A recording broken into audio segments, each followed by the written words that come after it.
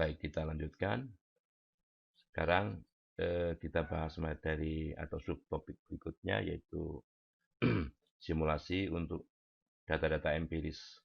Data empiris ini bisa kita bagi menjadi dua, jadi data empiris yang tidak dikelompokkan dan data empiris yang dikelompokkan. Nah, untuk data empiris yang tidak dikelompokkan, nah, atau di sini empirical ungrouped data, ya, eh, di sini data dari suatu variabel, data untuk variabel ini is not used to seek the theoretical continuous density, ya, yang tidak digunakan untuk mencari fungsi kepekatan teoritisnya. But instead, jadi tetapi is applied directly to define the distribution. Jadi langsung ke f-nya, ke f besarnya, tidak f kecilnya, ya. Oke.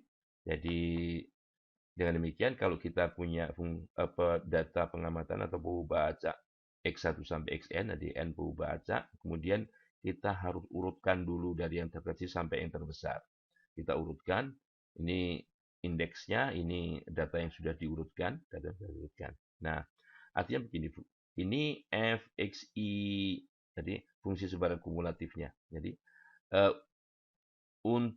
untuk interval pertama di sini nilainya I-1 per N-1. Per N-1. Jadi kita punya eh, estimator atau ini fungsi yang digunakan untuk mengestimasi fungsi sebaran kumulatifnya, ya, untuk data-data yang tertata seperti ini. Kita menggunakan rumus I-1 per N-1. Jadi kalau tergantung N-nya, N-nya berapa. Oke.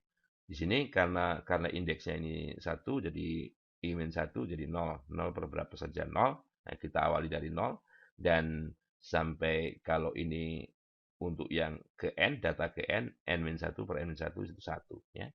Nah, untuk membangkitkan bilangan acak dari tabel ini, ya, urutannya begini. Kita eh, bangkitkan dulu bilangan acak, dua bilangan acak, yaitu U1 dan U2, ya, dari sebaran kontinu seragam standar, ya, U1 dan U2.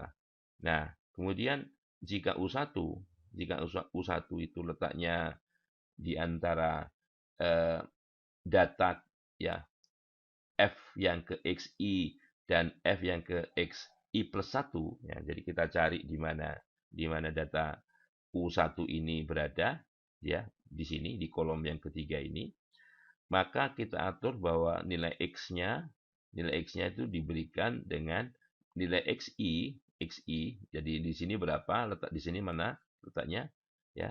Misalnya XI ditambah U2, bilangan acak kedua ini dikalikan selisih antara XI plus 1 dan XI-nya. Kita ambil teladan, misalnya datanya begini. Kita punya pengamatan 10, 5, 2, 10, 11. Jadi 10, 5, 2, 20, 11, sorry. Nah, setelah diurutkan kita punya data seperti ini. Nah, ingat ini N-nya 5, jadi ini pembaginya berarti 4. Jadi ini jadi 0, tambah seperempat, tambah seperempat, tambah seperempat, tambah seperempat terus, ya. Sehingga ini sama dengan 1 yang terakhirnya.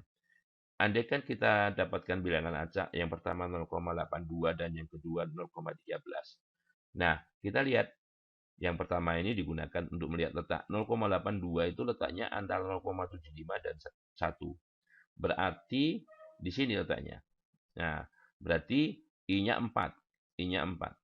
Karena I-nya 4, maka X-nya itu X yang keempat ditambah bilangan acak yang kedua kali 20 dikurang 11. Jadi selisih ini, ya.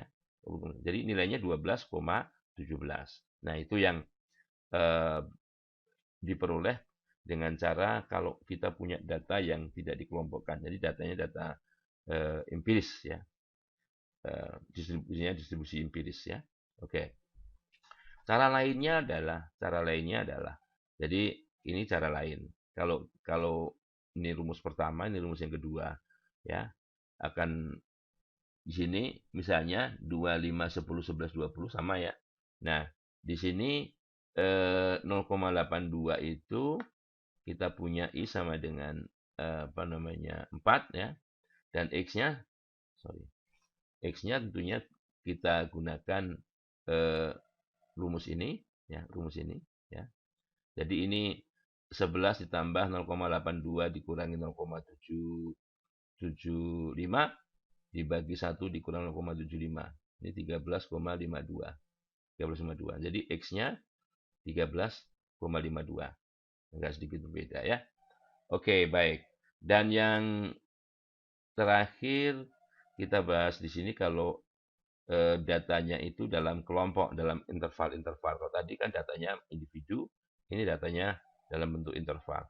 Pada prinsipnya mirip, hanya di sini untuk F0-nya, jadi untuk FI-nya didefinisikan sebagai FI-1, F sebelumnya, ditambah frekuensi pada interval itu dibagi N, dibagi N ya. N adalah banyaknya data, ya. Oke. Nah, kita ambil teladan saja. Ini formulanya pada prinsipnya sih mirip. Jadi kita lihat U1 itu di mana letaknya, kemudian X-nya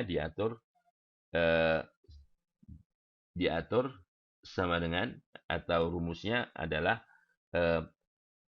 jadi U1 ini berada di interval KI, ya, interval KI. Jadi sebelum interval KI, yaitu antara interval KI-1 dan interval I. Ya, interval FI, jadi FI-1 dan I. Nah, ini diambil, jadi X-nya sama dengan AI ditambah U2 kali BI min AI. Jadi BI min AI.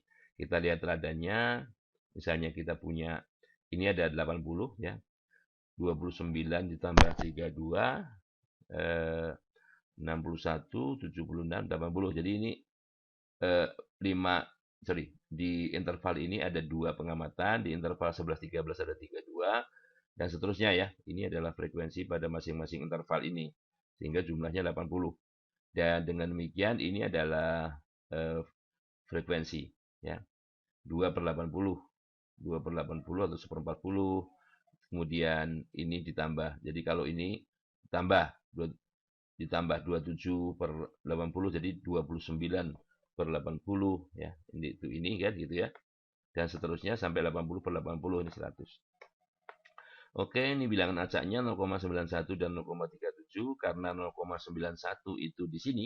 Nah, di sini 0,91 antara 0,76 dan 0,95, maka kita pilih intervalnya adalah interval keempat. Interval keempat itu 13. A-nya 13, ya, B-nya 15.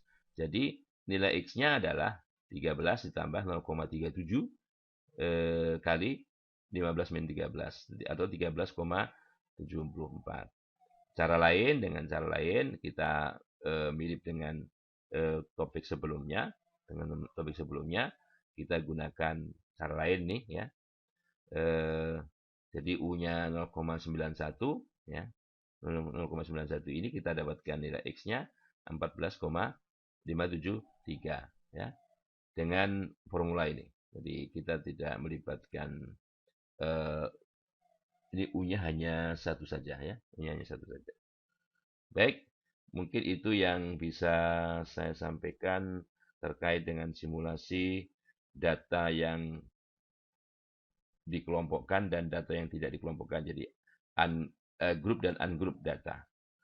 Ya, sekali lagi, grup dan ungroup data ini berdasarkan data pengamatan atau data empiris yang tujuannya tidak untuk mencari fungsi kepekatan peluangnya, tapi mencari fungsi sebaran kumulatifnya. Demikian yang bisa saya sampaikan, kurang lebihnya saya mohon maaf. Billahi taufiq wal hidayah. Assalamualaikum warahmatullahi wabarakatuh.